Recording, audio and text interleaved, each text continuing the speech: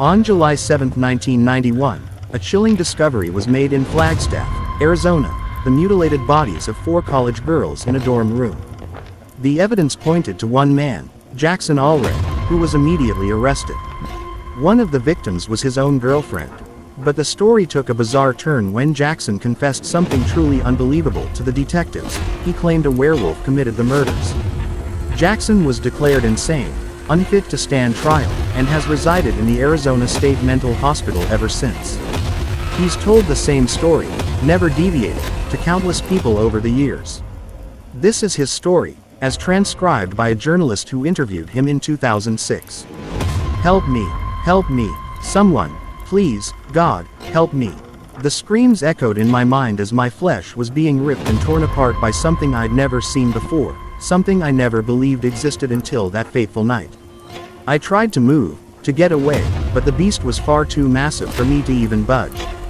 This is how it's all going to end, was the final thought that ran through my mind before I blacked out from the excruciating pain.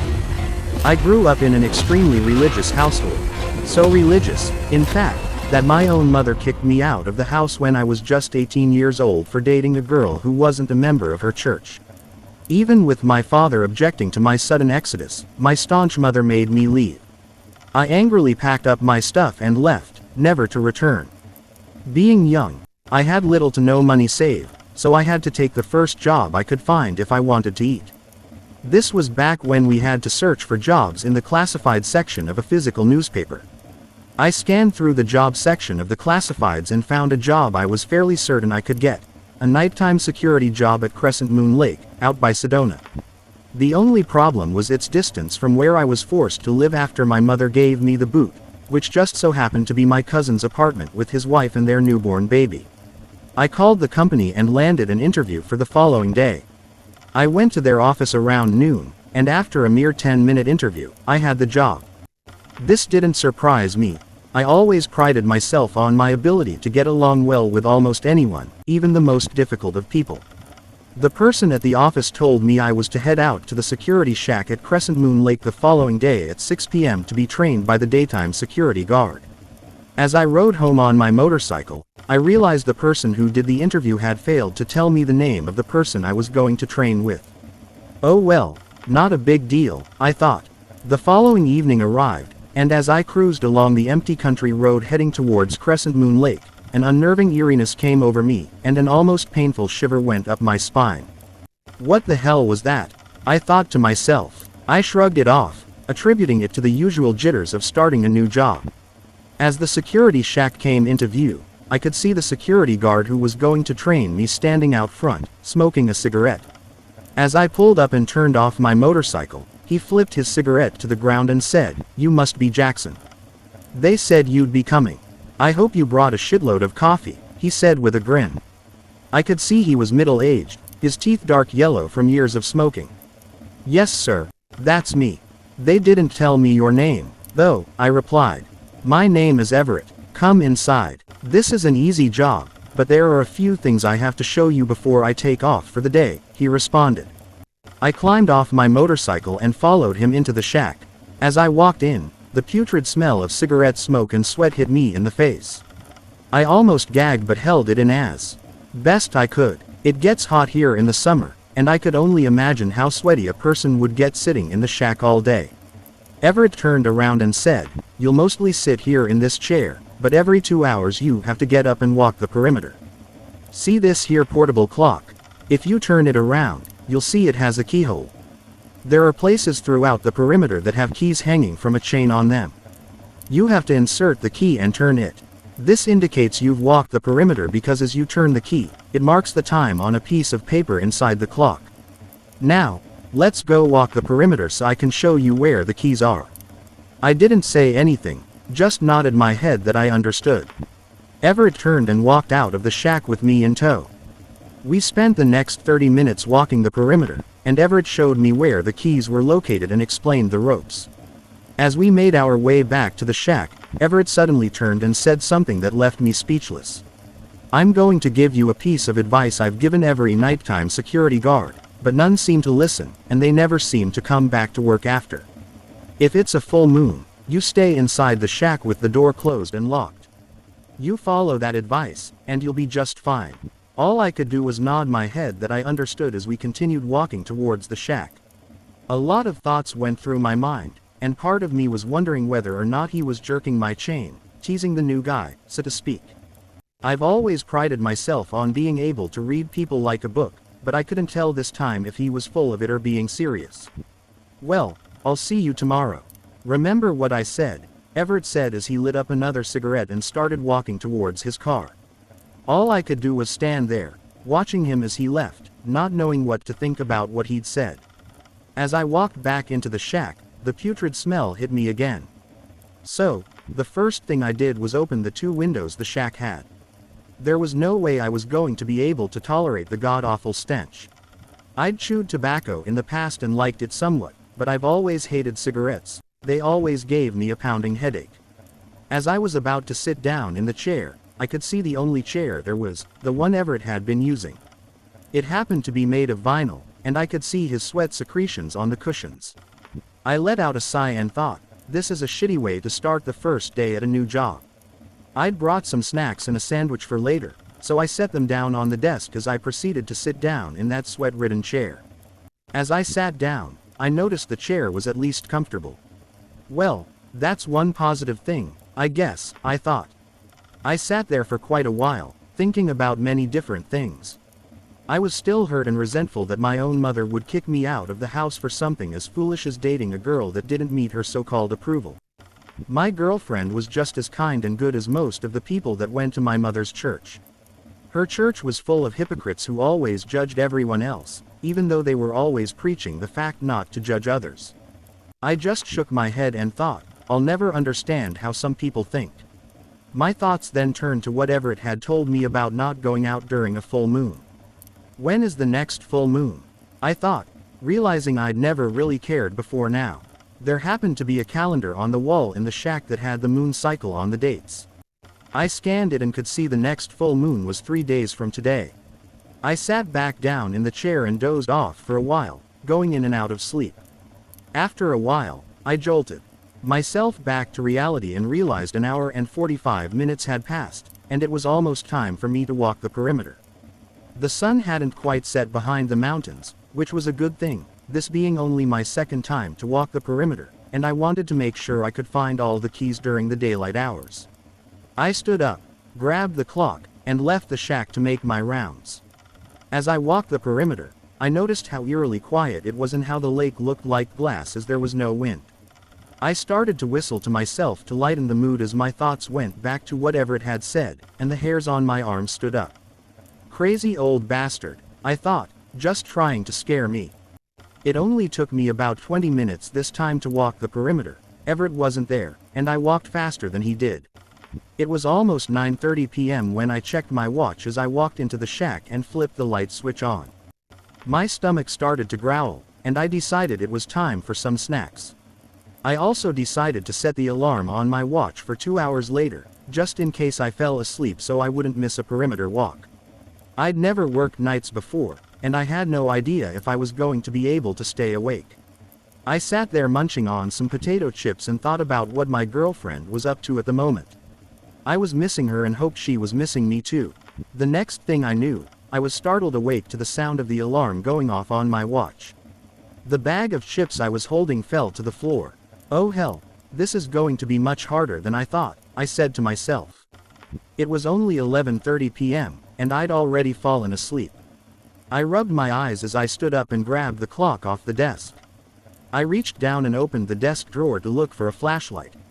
There were several flashlights to choose from, and I chose the big black metal one, the same one police officers use. This could be used as a weapon also, I thought as I clicked it on to see if it worked. It worked, and it was very bright. The sky was clear, and it was beginning to cool down outside. The cool night air felt good as I started to walk the perimeter. I focused my thoughts on my girlfriend as I walked along, checking off each station with the turn of a key. I found each key without any problems and thought, damn, this job is going to be a breeze. The only problem is going to be staying awake. Everett was right, I needed coffee, and lots of it. I'm definitely going to buy some tomorrow before I come back here, I thought. Morning finally came, And it was a pleasant sight seeing the sun crest over the mountaintops as I heard Everett's car coming down the road. I stood up, closed the windows in the shack, and tidied things up before he got there. As Everett stepped out of the car, I could see he had a cigarette in his mouth and a big cup of coffee in his hand. "How goes it, boy?" he asked. "Good, no problems. Easy, like you said," I responded. He grinned as he took a hit off the cigarette and walked towards the shack. I grabbed my stuff and stepped outside and out of his way. "Well, that's good. This job is easy. I guess I'll see you tonight. Better go home and get some sleep. Good thing you have a motorcycle because that sure as hell will keep you awake." "See you later," he said as he closed the door to the shack. I didn't waste any time hopping on my motorcycle and getting the hell out of there. I was super sleepy and did in fact worry about falling asleep on the way home, being I had a 45-minute drive ahead of me. The next 2 days were about the same. Come to work, make small talk with Everett, and try to stay awake. I did bring a big thermos full of coffee each night, which helped, but I'd still drift off to sleep every now and then. It wasn't until the third night, the night of the full moon, that my life would change forever. As I pulled up to the shack on the night of the full moon, I'd actually forgotten all about it until Everett mentioned it again. "Now, remember what I said, boy. It's a full moon tonight, so I'd stay in the shack the whole night. I'll show you in the morning how to manipulate the clock so it looks like you did your rounds." "Why, what the hell happens on a full moon?" I asked him as I tried to hide the fact I was scared out of my mind. He started walking towards his car and didn't respond. He opened the door to his car and was about to sit down. He then looked back at me and said, "You wouldn't believe me if I told you." He started up his car, lit up a cigarette, took a big drag from it, and drove off.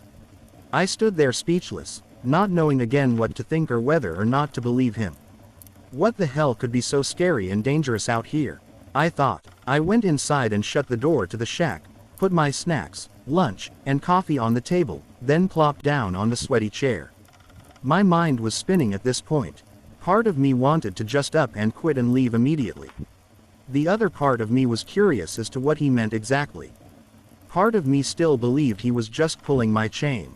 Either way, I sat in that chair for a long time, trying to come up with ideas of what he could possibly mean.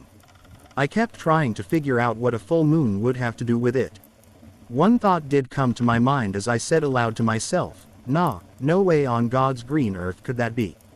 I wasn't sure how much time had passed as I sat there, but I looked down at my watch and could see it was past 9 p.m., and it was dark outside. It was past the time I should have walked the perimeter. I contemplated doing it but just sat there, frozen to that chair. Well, if I get in trouble, I have him to blame, I thought, because he specifically told me not to walk the perimeter. My stomach started to growl, and I was getting sleepy. It was time for some snacks and my first cup of coffee. I reached into my lunchbox to grab some cheese and jerky when all of a sudden, I heard some scratching behind me, coming from outside the shack. I immediately sat up straight and froze. The hairs on my arm shot straight up. It was dead silent as I sat there with my hands still inside my lunchbox, not moving a muscle. I could hear my heart pounding away in my chest, trying to jump out. My mind was racing as I tried to figure out what I should do next. I knew the shack door had a lock, but didn't think to lock it, and now I was cursing myself for not doing it.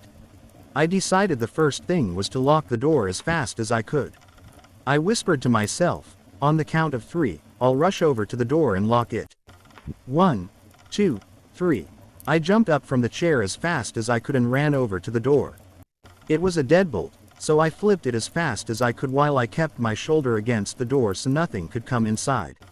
Once the door was locked, I slowly backed away, only looking behind me to find the chair again so I could sit down. I sat down, but not before I positioned the chair so I was facing the door instead of it being off to my side. I sat there, paralyzed with fear, for what seemed like ages before my head started to bob and weave from sleepiness. I knew I'd better get some food and coffee in me before I passed out and went to sleep. No way in hell was I going to fall asleep tonight, I thought. I grabbed the cheese and jerky and poured the biggest cup of coffee I could. Halfway through my cup of coffee, and right as I was about to take another big sip, I heard the scratching again. This time it was louder and was on the opposite side of the shack, right below one of the windows. I nearly dropped my cup of coffee as I trembled in fear. I whispered to myself, "What the hell is going on? I mean, what the hell is going on?" I looked at my watch to see what time it was and prayed for morning to get here already. It was only midnight. "Damn it, it's only midnight," I whispered. There was a phone in the shack, but it was only to be used in case of emergencies, and I contemplated whether or not this qualified as an emergency. I mean, what if it's just a skunk or a raccoon? I thought, they'd either laugh at me, or at the very worst, I'd get fired, and I needed this job. I put my hand on the phone but couldn't bring myself to lift up the receiver. "Just relax," I said to myself as I took a deep breath. "It's probably just some kind of animal trying to get inside the shack to find food or shelter." No sooner had I finished my sentence than I heard something make the most hideous growl I'd ever heard in my life. That's no raccoon or skunk, and it certainly isn't any type of dog I've ever heard before, I thought. Now I was visibly shaking, and I said, "To hell with it," and picked up the phone and was about to dial 911 when something burst through the wall of the shack behind me. I tried turning around to see what it was, but all I could see was something dark that stood over 6 feet tall. It grabbed me by the shoulder, tearing into me, then dragged me out of the shack and into the darkness. I felt excruciating pain and the warmth of blood as it dragged me through the open field and into the forest. Once we reached the forest, it released its grip and walked a few feet away in front of me. It stood there looking at me. I could see it as clear as day as it stood upright in an opening big enough to allow the light of the full moon through. I lay there in horror as I could see before me what looked to be a werewolf. I was frozen in fear because it all seemed surreal, like a nightmare I was about to wake up from. I'm not sure how long it stood there looking at me before pouncing on me. I do remember it went for my neck first, ripping out a chunk of flesh and sending blood squirting out everywhere. I remember thinking, "Holy hell, I'm going to die now." I could feel each bite as it ripped and tore at different parts of my body. I vividly remember the smell of my blood as it escaped my body. One of the last thoughts that went through my mind before I blacked out was the thought of my girlfriend. The next thing I remember was waking up to the sun hitting my face as I lay there in the forest. It took me several minutes to sit in an upright position and clear my head. The first thing I noticed was I was covered in blood from head to toe. I began to search my body, looking for bite marks or pieces of flesh missing where the werewolf had torn up my body, but I could find none. There was not a mark on me to be found, only some scars from my youth. "What the hell?" I said aloud. I sat there for several more minutes before trying to stand up. I tried to replay the events that took place. It seemed like one of those dreams you can vaguely remember after you wake up, but surely it had to happen because I was covered in blood and was sitting in the middle of the forest. As I stood up, I looked all around to get my bearings before deciding which way seemed like the way back to the shack. I stumbled along, trying to get the blood flowing through my legs again. My whole body was stiff. It was like I'd run a marathon yesterday, but I also felt great, like I got a huge boost of energy. As I walked along through the forest, I noticed my senses seemed heightened much more than usual, and this seemed very odd to me. My sense of smell was incredible, and my hearing was like nothing before. I could hear the ants crawling on the ground and the heartbeats of the forest animals. I could tell you the exact number of how many birds and squirrels were in the vicinity. Once I made my way into a clearing, the white shack came into view, and I could see Everett's car was not there, which was also odd because he should be working today. As I got closer to the shack, I could see the gaping hole the werewolf had made when it broke through and grabbed me. I paused there for a moment, deciding what I should do next. The only thing I could come up with was to head home. I thought about calling the police, but who would believe me? I had no proof. The blood could have come from anywhere, and for all they knew, I could have put the hole in the shack. I grabbed my stuff from the shack, hopped on my motorcycle, and took off for home. As I made my way into town, it began to hit me hard that I needed to tell someone what happened. This was not something I could keep bottled up. The first person I thought of was my girlfriend. She was in college and lived in a dorm with 3 other girls, and it happened to be on my way home. I'm not sure what time it was, but it was early, maybe 6 in the morning. My watch had been ripped off me, so I wasn't sure exactly. As I pulled up to the dorm, there were some morning joggers out for a run that passed me and gave me the strangest looks. I remembered I was covered in blood and thought, I better clean up and change my clothes before venturing out again. Luckily, I had a key to my girlfriend's dorm, so I wouldn't have to wake anyone up. As I walked down the hallway to my girlfriend's dorm, I could see the door was ajar, and panic instantly shot through me. I knew for a fact my girlfriend and her roommates were paranoid about keeping the door locked at all times and knew something was dead wrong. I slowed down as I crept up to the door, and before I pushed the door open, the distinct metallic smell of blood hit me in the face. No, no, no, no, no, I thought. As I slowly pushed the door open, I could see blood everywhere, along with the 3 mutilated bodies of her roommates sprawled out across the living room floor. Their bodies had been torn to pieces, and it was difficult to make out who was who because there were pieces of them everywhere. I hurriedly ran back to my girlfriend's room, opened the door, and to my horror, there was the mutilated body of my girlfriend spread out across the bed. Her body was also shredded to pieces. I almost let out a scream of utter despair, but before I could, someone spoke to me from inside the closet of my girlfriend's room. "You see, my son, this is why you can never be with someone who is not a member of our church. She wasn't one of us," said my mother. I couldn't move as I stood there, frozen in horror, realizing it was my own mother that attacked me last night, and she was the werewolf. Imagine that chilling revelation. How would you react if you discovered the monster haunting your nightmares was someone you trusted, someone who raised you? Share your thoughts in the comments below, and if this story sent shivers down your spine, don't forget to hit that subscribe button. You wouldn't want to miss what other dark secrets we uncover next, would you? Join our pack and stay tuned for more terrifying tales.